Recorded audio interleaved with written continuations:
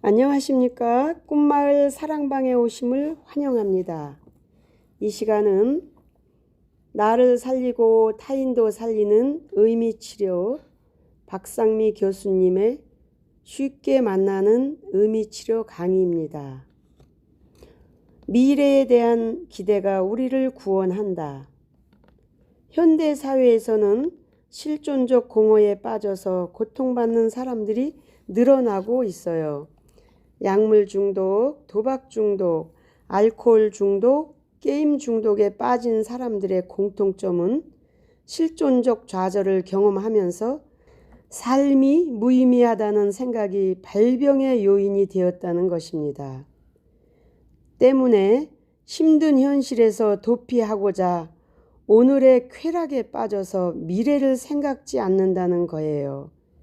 삶이 허무하고 무의미하다는 생각에서 비롯된 것입니다. 안네 마리 폰 포르스트마이어가 발표한 연구 결과에 따르면 알코올 중독자의 90%, 스탠리 크리프너 연구 결과에 따르면 약물 중독자의 100%가 모두에 무의미하다고 답했습니다. 의미를 찾고자 하는 노력이 좌절되면 실존적 좌절을 느끼고 실존적 공허가 찾아옵니다. 그 좌절을 채우기 위해 권력욕, 돈에 대한 욕구 또는 쾌락에 대한 욕구를 쫓기도 하지요. 돈, 유흥, 섹스를 쫓으며 실존적 공허를 채우려 하는 것이지요. 실존적 공허는 신경 안정제로 해결할 수 있는 문제가 아닙니다. 의미 치료는 실존적 위기를 통해서 당사자가 스스로 삶의 의미를 찾도록 도와주는 치료법입니다. 내담자와 실존 안에 숨겨져 있는 로고스를 스스로 깨닫도록 돕는 것입니다. 삶에 대한 의미를 상실해서 허무감을 호소하는 사람들이 얼마나 많습니까? 하지만 괜찮아요. 무의미, 허무, 무기력을 호소하는 것 역시 의미 있는 신호이거나 의미를 찾아가는 과정이므로 의미 있습니다. 우리는 미래에 대한 기대가 있어야만 세상을 살아갈 수 있습니다.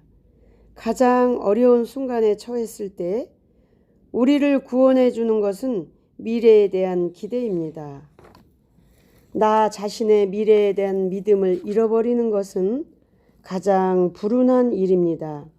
미래에 대한 믿음을 상실하면 자포자기하는 마음이 그 공간을 채웁니다. 미래에 대한 믿음이 나를 지탱하는 정신력입니다. 정신력은 미래에 대한 희망을 가지고 살 때 굳건해집니다. 미래의 목표를 찾을 수 없어서 스스로 퇴행하는 사람들은 현재의 시련을 아무 성과도 없는 것으로 경멸하며 과거에 갇혀 삽니다. 우리가 용기와 희망을 잃으면 육체의 면역력도 낮아집니다.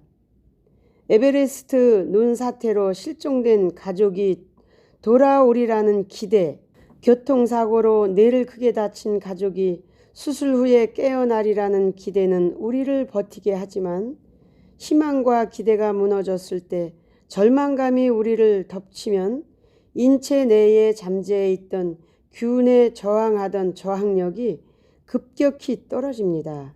저항력이 떨어지면 인간은 사망할 수도 있습니다. 아우슈비츠 수용소에서 가석방에 대한 기대만으로 버티던 수용자는 자신이 기대했던 날짜에 석방되지 못하자 그 다음날 숨을 거두었다는 일화가 있습니다.